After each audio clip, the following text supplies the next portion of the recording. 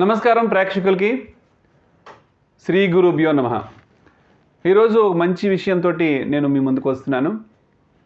అమావాస్య అనేది హిందువుల్లో చాలా ముఖ్యమైన రోజు.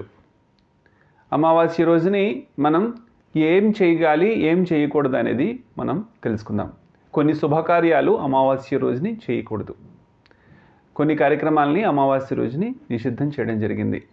అలాగే కొన్ని పనులకి మాత్రం అమావాస్య చాలా అద్భుతంగా పనిచేస్తుంది. అవి ఏమిటో ఇప్పుడు తెలుసుకుందాం. అసలు అమావాస్య మనకి ఆగస్టు 4వ తేదీన వస్తుంది.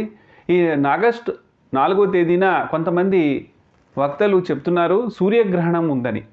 ఇది ఎంత మాత్రమూ లేనే లేదు. సూర్యగ్రహణం అనేది సెప్టెంబర్ 21 దాకా లేనే లేదు. అది కూడా మనకి కనిపించదు.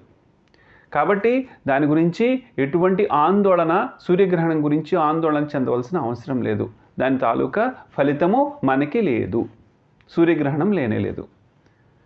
ఇక రెండో విషయానికి వచ్చినట్లయితే అమావాస్య రోజుని మనం ఏమి చేయాలి? పితృదేవతలకి ఆరాధనమైనటువంటి మంచి రోజు ఈ అమావాస్య.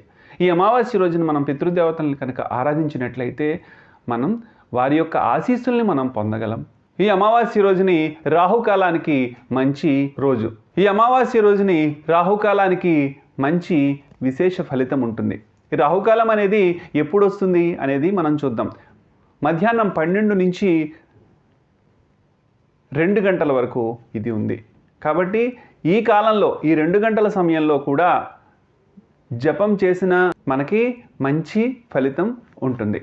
అంటే ఇప్పుడు మామూలు సమయాల్లో చేసినటువంటి 1/వంతు ఫలితం అయితే ఈ రాహుకాలంలో చేసినటువంటి జపం 10 ఫలితం. అంటే ఇది 10 సార్లు చేసినట్లుగా మనం చెప్పబడుతోంది. కాబట్టి రాహుకాలం ఈ 12 గంటల నుంచి 2 గంటల వరకు విశేష ఆరాధనలు కనుక చేసినట్లయితే బాగుంటుంది. ప్రతి ఒక్కళ్ళు చాలా ఆనందంగా గడుపుతారు. ఇక రెండో విషయానికి వచ్చినట్లయితే ఉగ్రదేవతల ఆరాధన.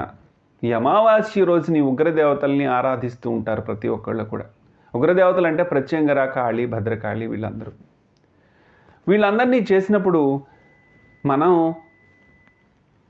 ఎటువంటి సాధన చేయాలి, ఎలా చేయాలి అనేది గురుపదేశం ద్వారా, అంటే గురువు యొక్క ఉపదేశం ద్వారా మాత్రమే మనం ఈ ఆరాధనని చేయవలసి ఉంటుంది.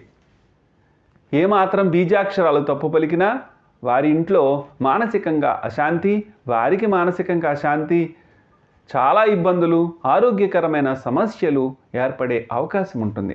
కాబట్టి ఈ సాధన చేసిన వాళ్ళు ప్రతి ఒక్కళ్ళు కూడా ఆలోచించి